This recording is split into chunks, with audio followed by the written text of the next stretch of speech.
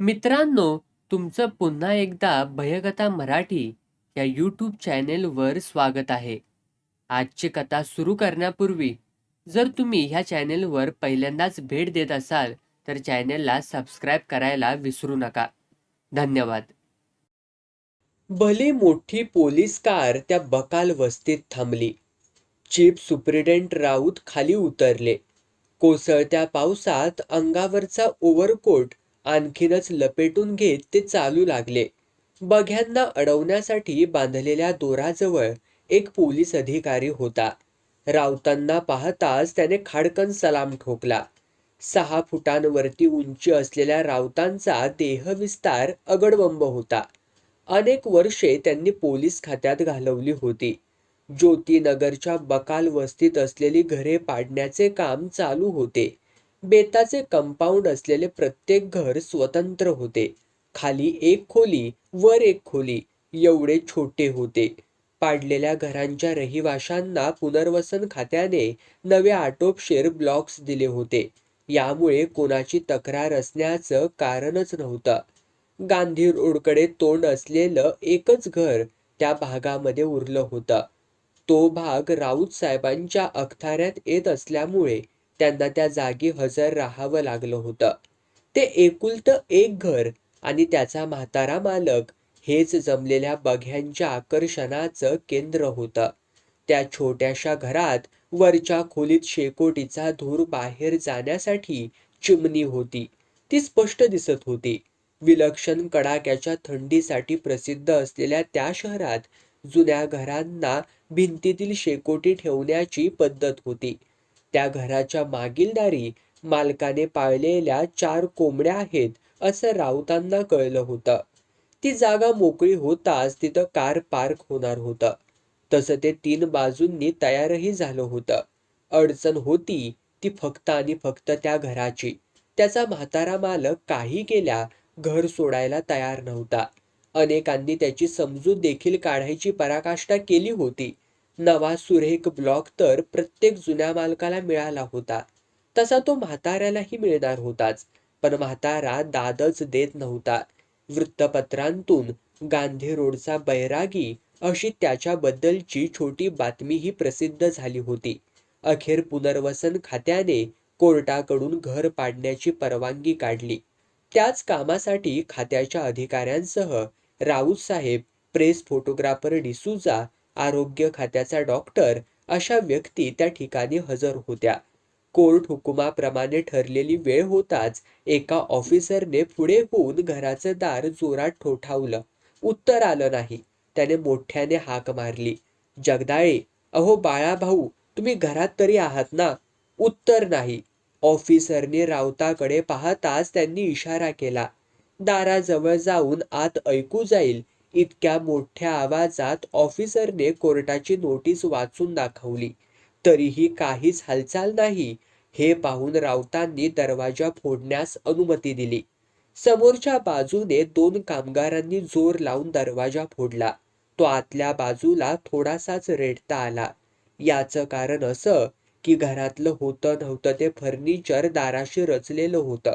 नाईलाजाने कामगारांनी बिजागऱ्या उचकटून दोन्ही दारं उचलून अंगणामध्ये टाकली. एक एक करत फर्निचर सगळं हलवलं. तोवर मागील दार फोडून दुसरे कामगारही आतमध्ये शिरले होते. बघ्यांचं लक्ष त्या घरावरतीच एकटवलेलं होतं. घरातल्या म्हाताऱ्याचा चेहरा एकाला दिसताच तो ओरडला, तो पहा, तो पहा. मग कामगार जीर्ण जिन्यावरून माडीवरती गेले. एकाने त्या म्हाताऱ्याला उचलून खाली आणलं. अगदीच अशक्त, फिकुटलेला असा तो म्हातारा अर्धपोटी पेंगुळल्यासारखा आणि कमालीचा भेदरलेला दिसत होता. सततच्या पावसाने तो काकडलाही होता. एकाने एक ब्लँकेट आणून म्हाताऱ्याच्या अंगाभोवती लपेटलं. प्रचंड शरीराचे आणि भल्या भल्या गुन्हेगारांना थरकाप उडेल असे कर्दनकाळ राऊत मनाने फार कोमल होते. त्यांनी आपल्या ड्रायव्हरला बोलावलं आणि इतरांना सांगून म्हाताऱ्याला घेऊन ते एका हॉटेलात गेले. वाटेत त्यांनी म्हाताऱ्याला म्हटलं सुद्धा, आज ना उद्या तुला हे घर रिकामं करणं भागच होतं. तुला नवे आणि छान घर मिळेल. म्हातारा एकही शब्द बोलला नाही. हॉटेलात राऊतांनी म्हाताऱ्यासाठी भरपूर खाद्यपदार्थ मागवले. ड्रायव्हरला म्हाताऱ्यावरती लक्ष ठेवायला सांगून राऊत पुन्हा गांधी रोडकडे गेले. पावसातच काम चालू होतं. पाडल्या जाणाऱ्या घराजवळ रिकाम्या व्हॅन्स निकामी माल नेण्यासाठी उभ्या होत्या. म्हाताऱ्याच्या घरातून निघालेलं फर्निचर इतकं जुनाट होतं की ते जाळून टाकण्याचा निर्णय घेण्यात आला होता. राऊतांना पाहताच ऑफिसर जवळ येऊन म्हणाला, म्हाताऱ्याला जपून ठेवाव्याशा वाटतील अशा वस्तू आम्ही नीट ठेवल्या आहेत. काही फोटो, काही नाणी, काही कपडे, एका छोट्या लाकडी डब्यात काही कागदपत्र, असं सगळं काही आहे. म्हाताऱ्याने पाळलेल्या कोंबड्या एका कामगाराने घरी नेण्यासाठी एका खोक्यात घालून व्हॅनमध्ये ठेवल्या. पुनर्वसन खात्याचा एक मुकादम पुढे होऊन म्हणाला, आता घर पाडायला सुरुवात करायची का? आमच्या साहेबांचा हुकूम आहे. शक्यतो लवकर कार पार्कचं काम पूर्ण व्हावं. आज रात्री या जागेवरती कॉन्क्रीट घातले की उद्या डांबरीकरण होऊन जाईल. पोलीस अधिकाऱ्यानं परवानगी दिली. क्रेन पुढे आणण्यात आली. घरावरती अर्ध्या टनाचा लोखंडी गोळा आदळला. त्या जुन्या पुराण्या घराच्या वरच्या मजल्यावरच्या एका भिंतीच्या 10-12 विटा कोसळून भिंतीला मोठ्या भेगा पडल्या. क्रमाक्रमाने एक भिंत, दुसरी भिंत असं करत करत वरचा मजला खाली आला. जमाव मोठ्या चवीनं ते सर्व दृश्य पाहत होता. राऊत साहेब तिथून निघून परत हॉटेलमध्ये गेले. त्यांचा ड्रायव्हर काउंटरपाशी चहा पीत बसला होता. म्हातारा कोपऱ्यात खाण्यामध्ये इतका गुंग होता की जणू उद्याचा दिवस तो बघणारच नव्हता. राऊत वाट पाहत राहिले. त्यांनी पुनर्वसन खात्याच्या अधिकाऱ्याला अर्ध्या तासानंतर त्या जागी बोलावलं होतं. म्हाताऱ्याला त्याच्या हवाली केलं की त्यांची जबाबदारी संपणार होती. राऊत साहेब विचारात गुंतलेले असताना प्रेस फोटोग्राफर डिसूजा त्या जागी आला. खाण्यात गुंतलेल्या म्हाताऱ्याचे त्याने काही फोटो घेतले. तेवढ्यात एक पोलीस कार तिथे येऊन थांबली. 2 पोलीस हॉटेलच्या दाराशी थांबले. त्यांना पाहताच राऊत उठून त्यांच्या जवळ गेले. सर, आपण पुन्हा गांधी रोडवर त्या जागी चलावं. तिथे काहीतरी सापडलंय, पोलिसाने सांगितलं. राऊतांनी आपल्या ड्रायव्हरला जवळ बोलावून सूचना दिली. म्हाताऱ्यावरती नीट नजर ठेव. राऊतांनी म्हाताऱ्याकडं पाहिलं. त्याने खाणं थांबवलं होतं.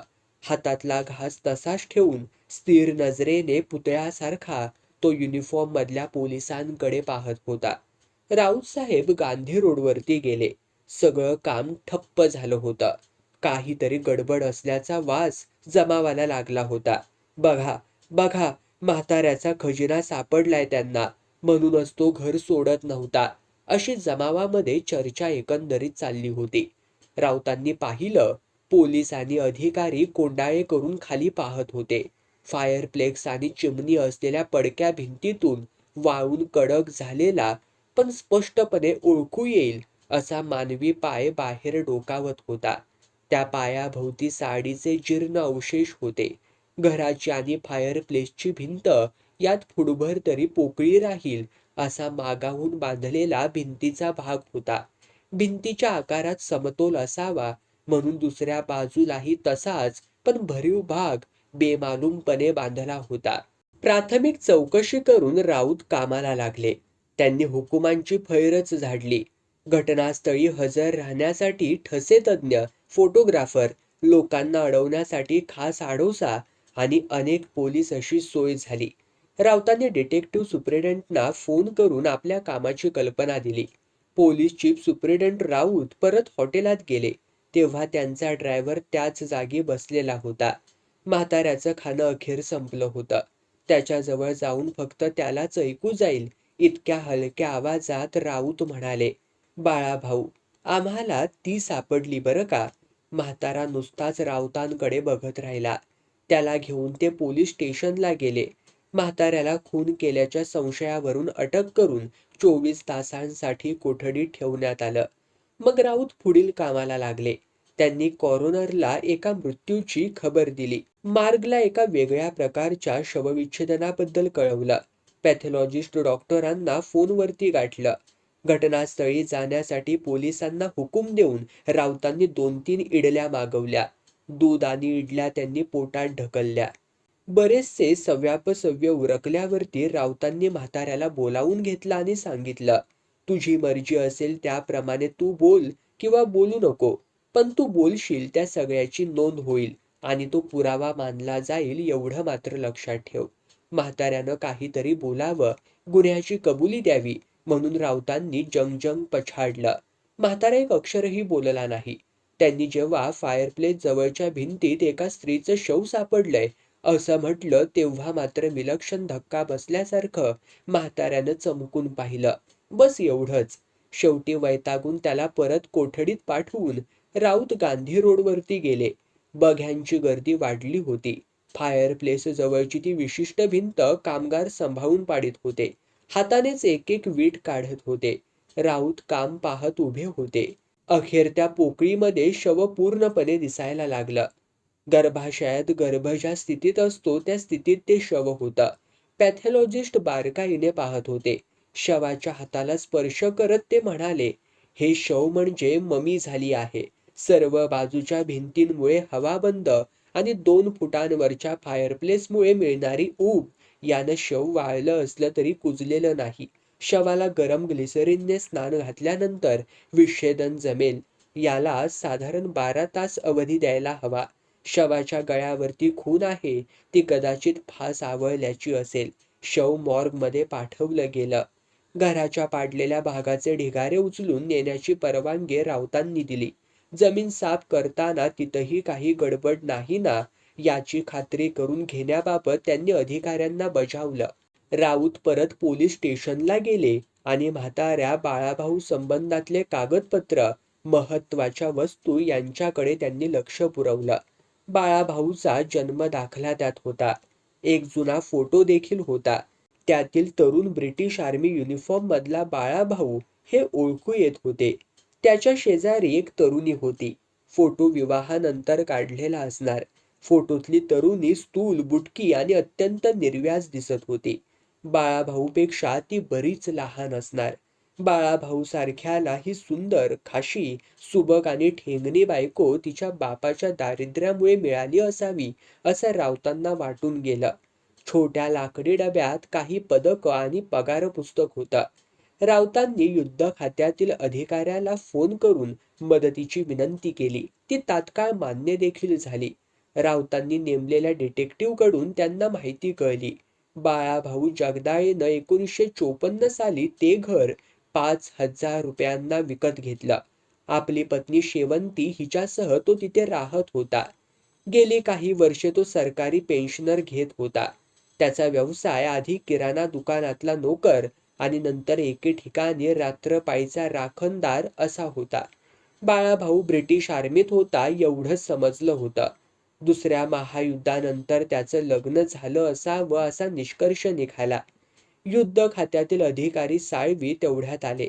राऊतांनी त्यांना बाळाभाऊचा फोटो दाखवला तेव्हा सूक्ष्मदर्शक भिंगातून तो न्याहाळत साळवींनी बाळाभाऊचा सैन्यातील हुद्दा, विभाग इत्यादी तपशील राऊतांना सांगितला. बाळाभाऊच्या सामानात सापडलेली मेडल्स पाहिल्यावरती साळवींच्या म्हणण्याला पुष्टी मिळाली. बाळाभाऊच्या पगार पुस्तकावरून तो सैन्यात असताना केव्हा, कुठं, कुठल्या पोस्टवरती काम करीत होता ते स्पष्ट झालं. बाळाभाऊला एकदाही बढती मिळाली नाही याचं साळवींना आश्चर्य वाटलं. बाळाभाऊच्या पगार पुस्तकावरून बऱ्याच नोंदी करून ते परतले. दुसऱ्या दिवशी ते अधिक माहिती कळवणार होते. बाळाभाऊच्या अधिक माहितीसाठी राऊतांनी पाठवलेला डिटेक्टिव्ह आला. त्याने बाळाभाऊच्या घराच्या आसपास राहणाऱ्या 15 जणांची भेट घेतली होती. त्यापैकी सपकाळबाईंनी त्याला मोलाची माहिती पुरवली. बाळाभाऊ जगदाळेच्या शेजारच्याच घरात ती राहत होती. बाळाभाऊच्या आधी त्या घरात राहणारा विधुर मालक वारल्यावरती काही दिवसांनीच म्हणजेच 1954 साली जगदाळे जोडपे त्या जागेमध्ये राहायला आलं. बाळाभाऊ किराणा दुकानामध्ये नोकर होता. सकपाळबाईंच्या छोट्या मुलाला शेवंती अधूनमधून सांभाळत असे. ऑगस्ट 1963 मध्ये शेवंती नाहीशी झाली. हे साल सपकाळबाईंच्या लक्षात राहण्याचं कारण असं की तिच्या मुलाचा पहिला वाढदिवस होता. त्याचं शेवंतीला आमंत्रण देण्यासाठी सपकाळबाई जगदाळेंकडे गेल्या. नेहमीच्या सहजपणानं ती त्या घरात घुसली. तेव्हा बाळाभाऊ खुर्चीमध्ये पेंगत बसला होता. शेवंती जवळपास कुठेही नव्हती. सपकाळबाईंना पाहताच बाळाभाऊ घाबरल्यासारखा ताडकन उठला आणि सपकाळबाईंच्या प्रश्नाचं उत्तर न देता त्याने तिला घाईघाईने बाहेर काढलं. सपकाळबाईनं शेवंती कुठाय विचारलं होतं. ती नवल करत घरी परतली सुद्धा होती. राऊतांनी विचारलं, शेवंतीबाबत काही खुलासा झाला का? झाला. ती बाळाभाऊला सोडून गेली एवढंच. त्यानं बायकोकडे इतकं दुर्लक्ष केलं की थोडीशी चंचल आणि बाळाभाऊपेक्षा खूपच तरुण शेवंती घर सोडून गेली तेच योग्य झालं असं सगळ्यांचंच म्हणणं पडलं. ती गेल्यानंतर आजूबाजूच्या लोकांनी बाळाभाऊला मदत करण्याचा प्रयत्न केला, पण त्यानं नकार दिला. किराणा दुकानातली त्याची नोकरी सुटल्यावर बाळाभाऊने एका ठिकाणी रात्रपाळीच्या रखवालीचं काम पत्करलं. रात्रभर तो बाहेर असायचा आणि दिवसाच्या विश्रांतीत कुणाचा अडथळा नको म्हणून दिवस रात्र बाळाभाऊच्या घराला 2-2 कुलपे घातलेली असायची. त्याने पक्षी वगैरे पाळले. ते जमलं नाही तेव्हा गेल्या काही वर्षापासून बाळाभाऊने कोंबड्या पाळल्या होत्या. त्या बकाल वस्तीतील बायकाही संसाराला हातभार म्हणून जमेल ते काम करत होत्या. शेवंतीने घरापासून जवळच्या चौकात बसून केळी विकण्याचा धंदा केला होता. तिचा चवचालपणा बाळाभाऊच्या लक्षात आला असावा.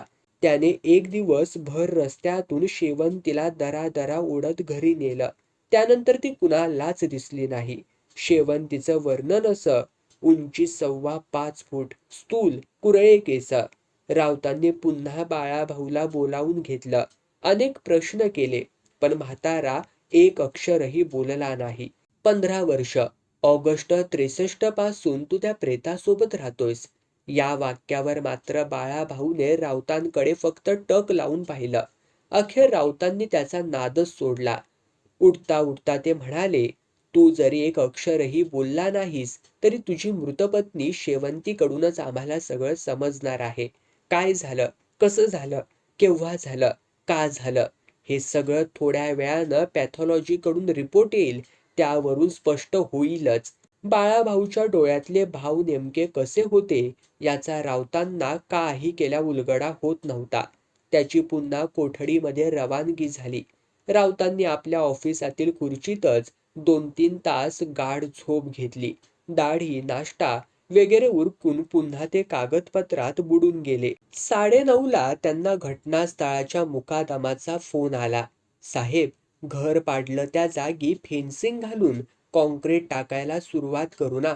राऊतांनी अनुमती दिली. थोड्याच वेळात पॅथॉलॉजी खात्याकडून फोन आला.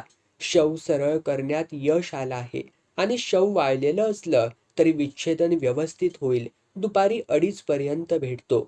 युद्ध खात्यातील अधिकारी साळवी साहेब यांचाही फोन आला. बाळाभाऊ जगदाळे आर्मीत असताना दुसऱ्या महायुद्धात युद्धकैदी म्हणून पकडला गेला होता. म्हणूनच त्याला बढती मिळाली नव्हती. बाळाभाऊच्या विवाहाची सविस्तर नोंद मिळाली.